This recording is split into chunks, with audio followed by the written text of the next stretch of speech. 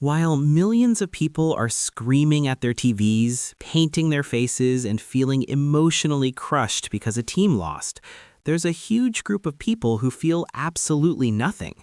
And according to neuroscience, their brains may actually be wired differently. Here's the truth nobody talks about. Not caring about sports doesn't make you boring, passionless, or broken, but it does reveal something fascinating about how your mind works. Let's start with why sports matter so much to most people. Humans are tribal by nature. For thousands of years, belonging to a group meant survival.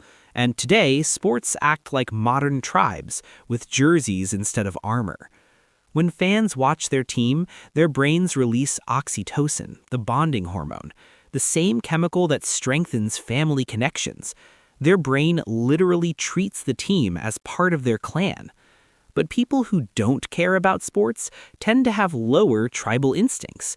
Their identity isn't built around belonging to a group. They're more individualistic, more internally defined. Research shows they engage far less in us versus them thinking. They don't automatically hate the other team just because it's the other team. Now, here's where neuroscience gets interesting. Sports fandom heavily activates the brain's dopamine system. Every play, every moment of uncertainty creates anticipation, the same reward pattern seen in gambling. It's intermittent reinforcement, one of the most addictive reward schedules in psychology. The unpredictability keeps the brain hooked. But for people who don't care about sports, that dopamine response simply doesn't fire. Studies suggest this may even be genetic.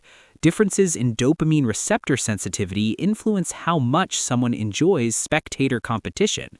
In other words, your indifference might literally be in your biology. There's also something called basking in reflected glory. When a team wins, fans say, "We won." When it loses, "They lost." People who don't obsess over sports are less likely to do this. Their self-esteem is more stable, less dependent on external victories they can't control. That doesn't mean sports fans are weak. In fact, many score higher on certain empathy measures. The difference is where emotional energy is invested. Non-sports people often channel emotional energy into other areas: relationships, art, ideas, creativity, personal growth. Research shows they score higher in openness to experience and appreciation of beauty. They seek meaning, just not through competition. And for some, indifference to sports is also personal. Maybe they felt excluded by sports culture. Maybe they reject aggressive competitiveness. Or maybe they simply find it boring. All valid. At the core, this difference comes down to how people experience meaning. Sports fans find meaning in narrative, the comeback, the rivalry, the championship run. Non-sports people often see that randomness as empty. Why invest emotionally in something you can't influence, performed by people you don't know, in a game that doesn't change your real life? Neither side is wrong. They're just using different strategies to meet the same human needs: connection, excitement, identity, and purpose. So if you don't care about sports, you're not missing out. Your brain just seeks meaning somewhere else.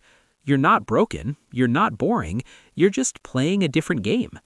If this made sense to you, like and subscribe for more psychology content.